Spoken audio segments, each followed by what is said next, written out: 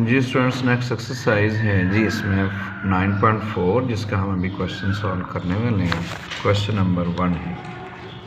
इसका हम पहले मेथड डिस्कस करते हैं कि मेथड क्या होगा। ये एक्चुअल में एग्जैक्ट इक्वेशंस हैं। एग्जैक्ट इक्वेशंस पहले फाइंड करेंगे और उसके बाद हम उसको डिफरेंशिएट करेंगे। तो आपने क्या करना है कि जो dx का कोफिशिएंट है उसको m के इक्वल लेना है, dx का जो कोफिशिएंट है उसको m के इक्वल और जो dy का कोफिशिएंट है उसको n के इक्वल। m वाली वैल्यू का आपने डेरिवेटिव फाइंड करना है with respect to y। Partial derivative है विद रिस्पेक्ट टू y। अगर y नहीं होगा तो उसका डेरिवेटिव 0 हो जाएगा। जैसा कि यहाँ पे 3x कह रहा है उसका डेरिवेटिव 0 हो गया। 4xy का डेरिवेटिव क्या आ जाएगा 4x। तो partial m over partial y इसकी वैल्यू आ गई 4x। अब इसी तरह से जो साथ वाली वैल्यू है n, अब इसमें ये भी देखना है आपने कि जो dx का कोफिशिएंट है वो m के इक्वल है, dy का कोफिशिएंट n के इक्वल है। पार्शियल डेरिवेटिव होल्ड कर रहे हैं, यानी कि इसका derivative with respect to y ले रहे हैं और जो दूसरी वैल्यू उसका derivative with respect to x ले रहे हैं। Partial n over partial x। अब इसमें सिर्फ x वाली वैल्यू का डेरिवेटिव होगा, जो y वाली वैल्यू है उसका डेरिवेटिव क्या हो जाएगा 0। सो इसमें 2x² का डेरिवेटिव क्या आ गया जी 4x और y वाली वैल्यू का डेरिवेटिव 0। तो partial n over partial x is equal to 4x। अब चूंकि इन दोनों वैल्यूज़ का डेरिवेटिव इक्वल आ गया है तो लिहाजा हम इसे लिखेंगे विच इज़ एग्जैक्ट इक्वेशन। अगर ये इक्वल नहीं आता तो एग्जैक्ट इक्वेशन नहीं होगी, विच इज़ एग्जैक्ट इक्वेशन। अब एग्जैक्ट इक्वेशन को सॉल्व करने का क्या मेथड है ये हम अभी डिस्कस करने जा रहे हैं। उसको सॉल्व कैसे करना है उसका मेथड ये है कि आप लिखेंगे there exist a function f of x y such that कि जो पहली वैल्यू है ये वाली जो m की वैल्यू है इसको आप लिखेंगे partial f over partial x के इक्वल, और जो m की वैल्यू है उसको partial f over partial y के इक्वल। ये एक्सरसाइज के सारे क्वेश्चन इसी मेथड से ही हल होंगे जैसे हम ये सॉल्व कर रहे हैं। पहली वैल्यू को with respect to x partial f over partial x लिख दिया, दूसरी वैल्यू को partial f over partial y। अब हमें यहाँ से भी f की वैल्यू चाहिए, इधर से भी f की वैल्यू चाहिए। अब इसको s और t का नाम भी दे सकते हैं और दोनों को फाइंड करके यानी कि f की वैल्यू फिर दोनों को कंबाइन करेंगे तो उसका जनरल सोल्यूशन आ जाएगा। अब जनरल सोल्यूशन क्या होगा कि f ऑफ x की दोनों वैल्यूज़ ही होंगी। इसको अगर हम इंटीग्रेट करना चाहते हैं तो विद रिस्पेक्ट टू x करेंगे क्योंकि x है। इसको इंटीग्रेट करना चाहते हैं तो विद रिस्पेक्ट टू y करेंगे।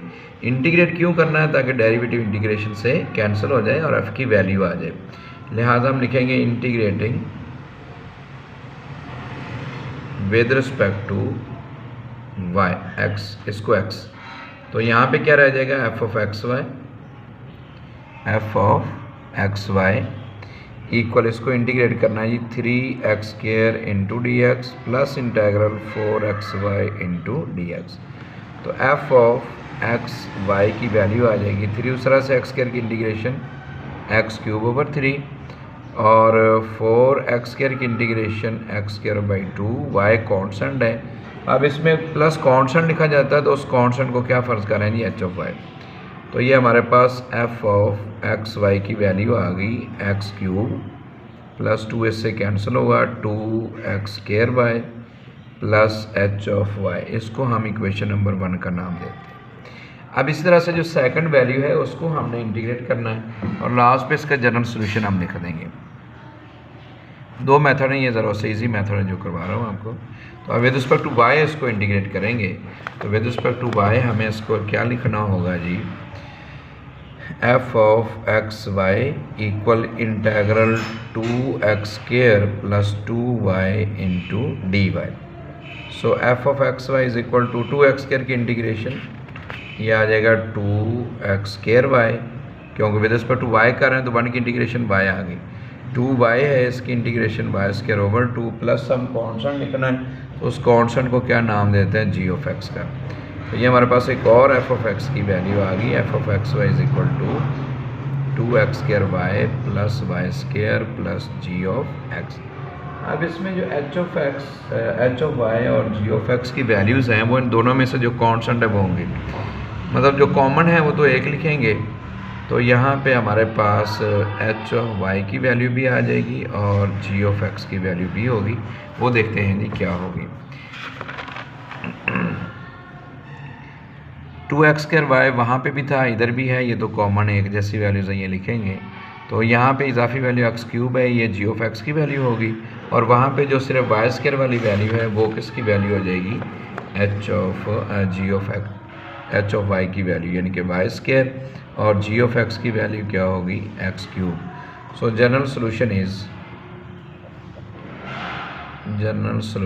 इज़ क्या होगा जी, 2x² प्लस यहाँ पे जी ऑफ एक्स की वैल्यू और एच ऑफ वाई की वैल्यू, तो ये आ गया y² plus x³ is equal to some constant. यही है इसका आंसर। इसी मेथड को फॉलो करते हुए कुछ और क्वेश्चन भी हम सॉल्व करेंगे, जैसा कि मैंने साथ ही क्वेश्चन नंबर 2 भी लिख दिया। थोड़ा सा डिफरेंट है मेथड, इसका भी वही है कि जो dx का कोफिशिएंट है उसको हम m के इक्वल लिखेंगे, dx के कोफिशिएंट को m के इक्वल, और जो dy का कोफिशिएंट है उसको n के इक्वल।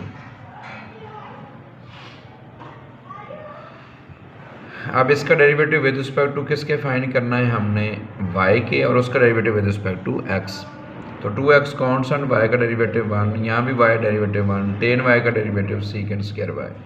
तो वैल्यू आ गई 2x plus 1 minus sec² y। ये हमारे पास इसकी वैल्यू आ गई। इस तरह से दूसरी वैल्यू फाइंड करते हैं, partial n over partial x। तो 2x minus tan² y constant as it रहेगा, x का डेरिवेटिव 1 आ गया, sec² y का डेरिवेटिव, अब चूँकि sec² y है सिर्फ, उसका डेरिवेटिव क्या हो जाएगा, 0। तो ये partial n over partial x आ गया। अब आप ये भी जानते हैं कि या तो tan² y की जगह पे वैल्यू पुट कर लें, या इसकी जगह पे माइनस tan² y लिख लें। फार्मूला आपने पढ़ा होगा, sec² y -1 जो है वो tan² y के इक्वल होता है, माइनस का डिफरेंस है, तो ये वैल्यू किसकी इक्वल होगी, माइनस tan² y की। अब चूँकि दोनों वैल्यूज़ इक्वल हैं, partial m over partial y equal है partial n over partial x, so it is exact equation. और अगर ये एग्जैक्ट इक्वेशन है तो इट मीन कि हम इसमें लिखेंगे there exist f of x y such that, क्या f ऑफ एक्स वाई लिखना है कि ये जो पहली वैल्यू है इसको हम partial f over partial x के इक्वल लिखेंगे, और जो दूसरी वैल्यू है उसको partial f over partial y के इक्वल लिखेंगे। सो इसको partial f over partial y के इक्वल लिख रहे हैं, x² minus x tan² y plus sec² y।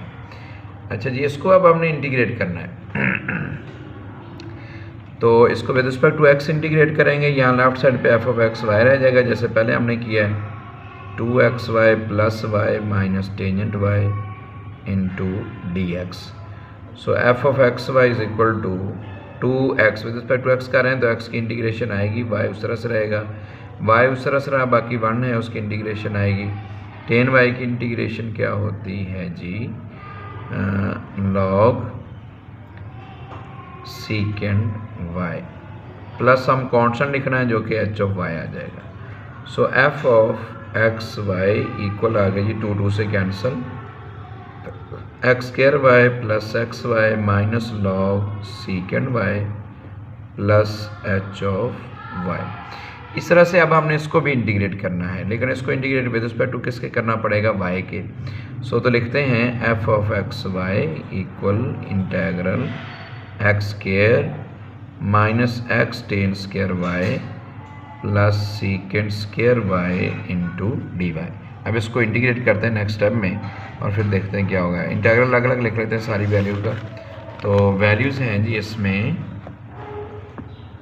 Integral x² into d y minus integral x tan² y dy plus integral secant² y into dy।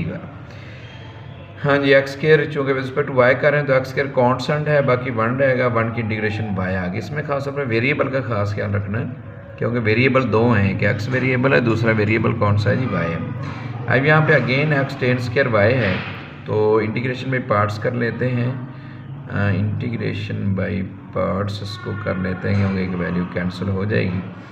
तो उसका method क्या होगा, ये इसको एज इट रहने दें, इस वैल्यू को कर लेते हैं x tan square y into d y, बल्कि इसकी जगह पे हमें वैल्यू पुट करनी पड़ेगी, टेन स्क्वायर वाई की जगह पे वैल्यू पुट करनी पड़ेगी सीकेंड स्क्वायर वाई माइनस 1। उसके बाद देखते हैं क्या वैल्यूज़ बनती हैं। इंटेग्रल एक्स, ये तो हो गया जी, इसको हमने एक्स स्क्वायर वाई लिख दिया, माइनस इंटेग्रल एक्स इंटू इसकी जगह पे सीकेंड स्क्वायर वाई माइनस 1, क्योंकि डायरेक्ट इंटीग्रेशन ना तो भाई पार्ट्स हो रहा है, और सीकेंड स्क्वायर वाई की इंटीग्रेशन क्या होती है, टेन वाई प्लस क्या लिख देंगे g of x. Secant square की डायरेक्ट इंटीग्रेशन है लेकिन टेन स्क्वायर की नहीं है। So x square y minus x multiply हो रहा है x secant square y minus minus plus x into d y plus tangent y plus g of x, x square y minus, अब इसकी integration ज़्यादा लिख लें x secant square y into d y, इसमें भी x जो है ना वो कांस्टेंट है, चलो नेक्स्ट टाइम में लिख लेते हैं x into d y plus tangent y plus g of x. हाँ जी, x square y minus x constant है, सीकेंड स्क्वायर वाई की इंटीग्रेशन क्या होती है tan y plus x y plus tangent y plus g of x. So यहाँ पे h of y की वैल्यू हमें चाहिए और जी ऑफ एक्स की वैल्यू। तो एच ऑफ वाई की वैल्यू देखते हैं कि वो क्या होगी, जो कॉमन है वो एज लिख लेते हैं, बाकी वैल्यू में हम देखेंगे। एक्स स्क्वायर वाई है यहाँ पे, ये तो एज इट आ जाएगा, उसमें जब हम सोल्यूशन लिखेंगे तो एक्स स्क्वायर वाई आ जाएगा। उसके अलावा एक्स वाई, ये भी एक्स वाई है, ये भी एज इट आ जाएगा। अब बाकी जो y वाली वैल्यू है ये यहाँ पे एच ऑफ वाई की वैल्यू आ गई, जैसा कि x tan y plus tan y, और जो जी ऑफ एक्स की वैल्यू है वो यहाँ से आ जाएगी माइनस लॉग सीकेंड एक्स नहीं आएगा यहाँ पे ना, ये टेन वाई है तो टेन वाई तो कांस्टेंट हुआ, तो माइनस एक्स टेन वाई हो जाएगा, माइनस एक्स टेंजेंट वाई। तो एक्स टेंजेंट वाई भी है वो भी एज इट रहेगा, माइनस एक्स टेंजेंट वाई। तो इसकी सिर्फ वैल्यू कौन सी हुई जी, जी ऑफ एक्स की टेंजेंट वाई होगी, और जी ऑफ एक्स की वैल्यू कौन सी आ जाएगी, x square y x y वो सेम ही है तो वो ज़ीरो हो जाएगी, यानी कि कोई और वैल्यू यहाँ पे नहीं रही। लिहाजा ये तीन वैल्यूज़ ये आ गई, और लास्ट पे क्या लिख देंगे plus tangent y equal to क्या आ जाएगा सी। तो यही है इसका आंसर जी। स्टूडेंट्स कुछ और क्वेश्चन इसी टाइप के दिए गए हैं, जैसा कि क्वेश्चन नंबर 8 इसका लिख दिया है, उसको भी सॉल्व करके देखते हैं। मेथड सेम ही है जी, हम पहले m की वैल्यू लिखेंगे, m इज इक्वल टू क्या आ जाएगा y secant square x plus secant x tangent x, और n is equal to tangent x plus 2y।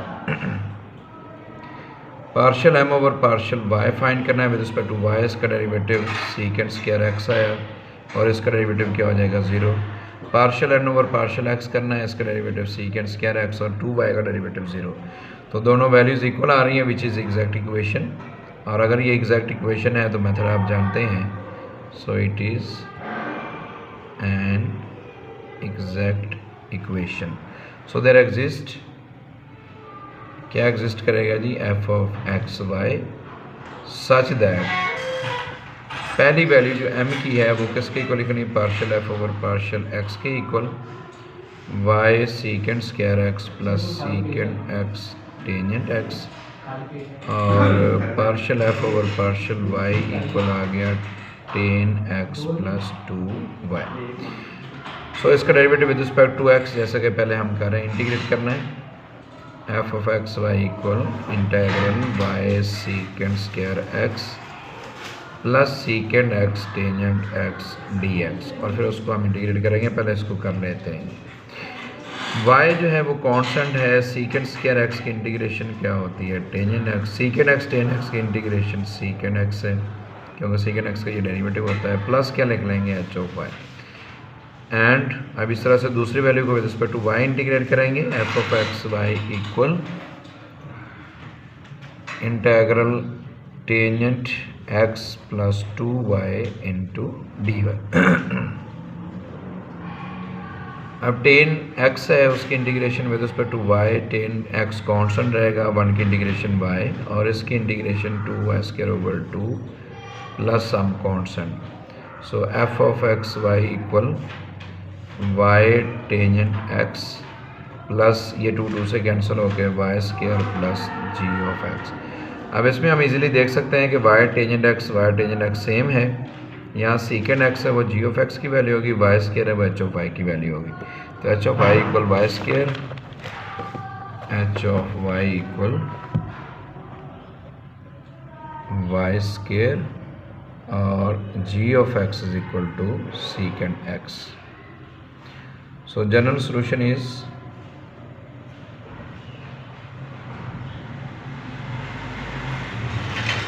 क्या सोल्यूशन होगा इसका जनरल, जिसमें हम पहले वैल्यू लिखेंगे जी वाई टेंजेंट एक्स,